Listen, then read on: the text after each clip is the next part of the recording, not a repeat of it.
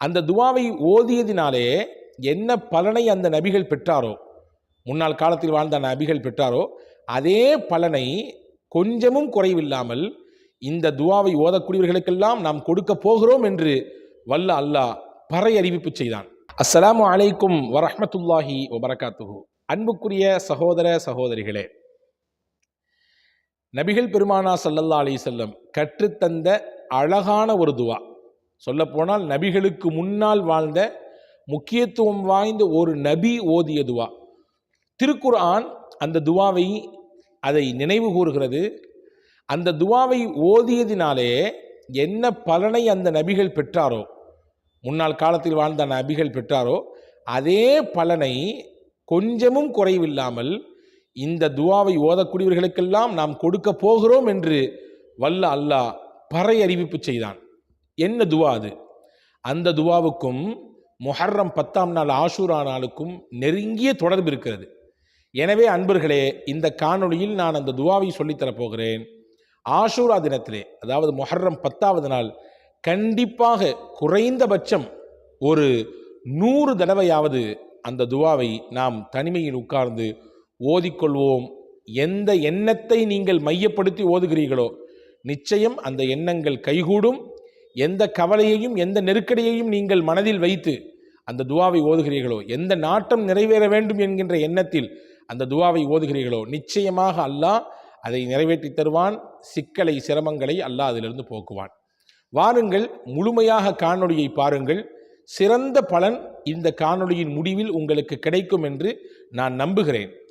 அன்புக்குரிய சகோதர சகோதரிகளே, ஹஜ்ரத் ஸல்லல்லாஹு அலைஹி வஸல்லம் சொன்னார்கள், இந்த துவாவினுடைய மகிமையை முதலில் நான் உங்களுக்கு சொல்லிக் கொடுக்கிறேன்.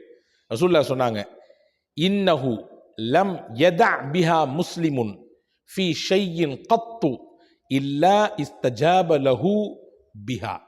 யார் நான் பின்னால் சொல்ல இருக்கக்கூடிய இந்த துவாவை சொல்லி அல்லாஹ்விடத்திலே கையேந்துகிறாரோ, நிச்சயம் அவருக்கு அல்லாஹ் பதில் கொடுப்பான். இந்த துவாவை சொல்லி தன் தேவையை யார் அல்லாஹ்விடத்திலே முன்வைக்கிறாரோ, நிச்சயம் அல்லாஹ் அவருக்கு பதில் தருவான். பதில் கொடுக்காமல் இருக்க மாட்டான் என்று பெருமானார் ஸல்லல்லாஹு அலைஹி வஸல்லம் சொன்னார்கள். என்ன அது துவா என்றால், ஸின்னூன் என்று சொல்லப்படுகிற ஹஜ்ரத் யூனுஸ் இப்னு மத்தா ரலியல்லாஹு அன்ஹு, யூனுஸ் இப்னு மத்தா அலைஹிஸ்ஸலாம், யூனுஸ் என்கின்ற நபி அவர்கள் ஓதிய துவா தான் அது. உங்களுக்கும் எனக்கும் தெரியும், எப்படி இந்த முஹர்ரம் 10ஆவது நாள் மூசா அலைஹிஸ்ஸலாம் ஃபிரௌனிடத்திலிருந்து காப்பாற்றப்பட்டார்களோ, நூஹ் அலைஹிஸ்ஸலாமுடைய கப்பல் இறங்கி அந்த கப்பல் வெள்ளப்பெருக்கிலிருந்து பாதுகாக்கப்பட்டு கப்பலில் வந்தவர்கள் எல்லாம் பாதுகாப்பாக தரையிறங்கினார்களோ, அப்படித்தான் நீண்ட நாட்களாக மீன் வயிற்றுக்குள்ளே இருந்த யூனுஸ் நபியை வெளியாக்கி அவர்கள் தரைக்கு வந்ததும் இந்த முஹர்ரம் மாதத்தினுடைய 10ஆவது நாள் ஆஷூராவுடைய தினத்தில்தான். இந்த தினத்தில்தான் யூனுஸ் அலைஹிஸ்ஸலாமையும் அல்லாஹ் பாதுகாத்தான். அவர்களுடைய துஆவை ஏற்றுக்கொண்டான். அவர்கள் மீன் வயிற்றுக்குள்ளே இருந்து துஆ செய்தார்கள். ஹதீஸிலே வந்திருக்கிறது, சில அறிவிப்புகளிலே இப்னு கசீர் போன்ற நூட்களிலே இந்த செய்தி பதிவாக இருக்கிறது.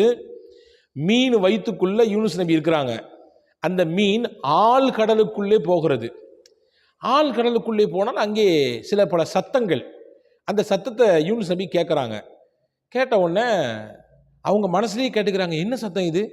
நம்ம கடலில் இருக்கோம், அதுவும் ஆழ் கடலில் இருக்கிறோம், இங்கே என்னமோ சத்தமாக கேட்குத என்று நினைத்தவுடன் அல்லாஹ் அவர்களினுடைய உள்ளத்திலே இல்ஹாமாக அவர்கள் உள்ளத்திலே அதற்கான பதிலை வெளிச்சப்படுத்துகிறான்.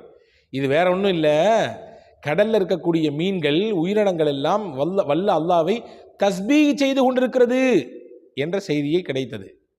இந்த செய்தி வந்த உடனே யூனுஸ் நபி யோசிச்சாங்க, கடலில் இருக்கக்கூடிய உயிரினங்கள் வல்ல அல்லாவை தஸ்பீஹ் செய்கிறது என்றால் நான் எம்மாத்திரம், ஏன் என் ரப்பை நான் மறக்க வேண்டும் என்று நினைத்து அந்த தஸ்பீஹை துவங்கினார்கள்.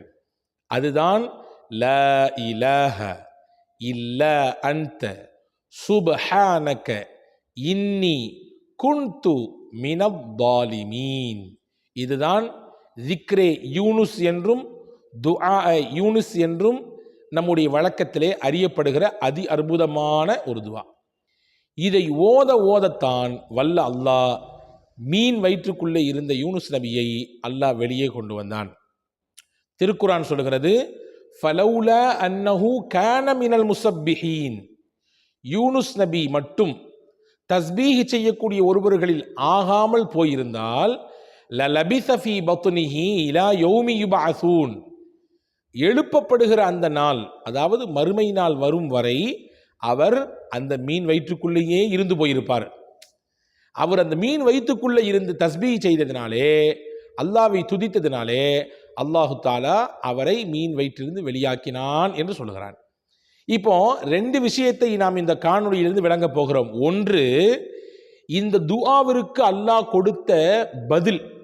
இன்னொன்று, இந்த அற்புதத்தை நிகழ்த்தி காட்டிய நாள். இந்த ரெண்டுமே நடந்து இருக்கக்கூடியது முஹர்ரம் மாதத்தினுடைய 10ஆம் நாளாக இருக்கக்கூடிய ஆஷுராவுடைய தினத்தில் தான்.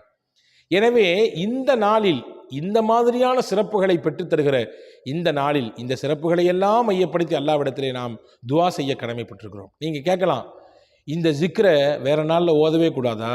ஓதலாம், எல்லா நாட்கள்லையும் ஓதலாம். எந்தெந்த சிரமங்கள் கஷ்டங்கள் சிக்கல் வருகிறதோ அந்த நேரத்திலெல்லாம் இந்த ஓதி ஓதி அல்லாஹ்விடத்திலே நாம் பிரார்த்திக்கலாம். நிச்சயம் அல்லாஹ் பதில் கொடுப்பான். ஆனால் குறிப்பிட்ட சில நாளுக்கென்று சில மகத்துவம் இருக்கிறது. அந்த நாளில் செய்யப்படக்கூடிய அமல்களுக்கு அல்லாஹ்விடத்திலே மிகுந்த மரியாதை இருக்கிறது.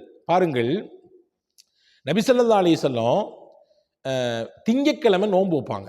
எப்போவுமே திங்கட்கிழமை நோன்பு வைப்பாங்க. இப்போ சஹாபாக்கள் கேட்டாங்க, யா ரசூலல்லாஹ், ஏன் நீங்கள் திங்கட்கிழமை நோன்பு வைக்கிறீங்க? நீங்கள் திங்கட்கிழமை நோன்பு வைக்கிறது என்ன காரணம்? வாரத்தில் 7 நாள் இருக்குது. திங்கட்கிழமை எப்படியோ அந்த மாதிரி தானே மற்ற நாட்களும்.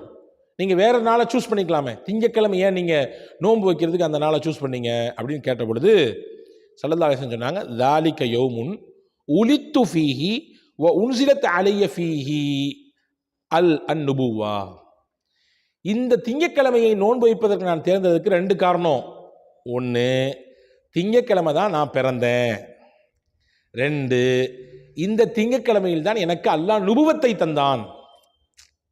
திங்கட்கிழமை தான் நான் பிறந்தேன், திங்கட்கிழமை தான் அல்லாஹ் எனக்கு நுபுவத்தை கொடுத்தான், நபியாக என்னை அறிவிப்பு செய்தான்.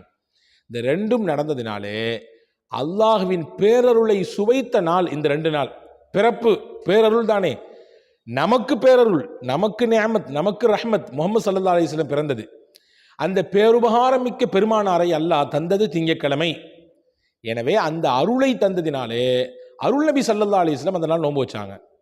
அது மட்டுமல்ல, அல்லாஹ்வின் புறத்திலிருந்து கிடைக்கப்பெறுகிற வஹி என்கின்ற பேரருள் மிக்க இறை செய்தி, அதையும் அல்லாஹ் திங்கட்கிழமை கொடுத்ததினாலே அந்த நாள் நோன்பு வச்சாங்க.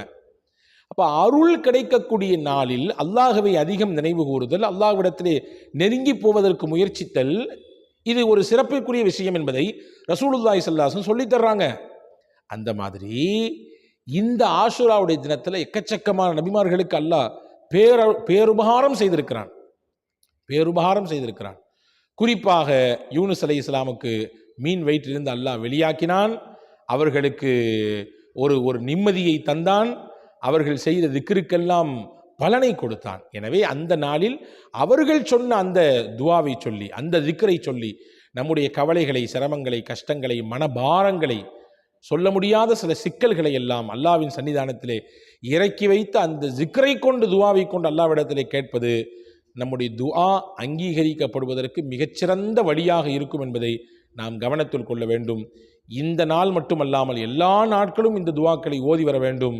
வல்ல அல்லாஹ் நம்முடைய குரலை அவன் கேட்பதற்கு விரும்புகிறான். எல்லா நாட்களும் கேட்க வேண்டும் என்று ஆசைப்படுகிறான்.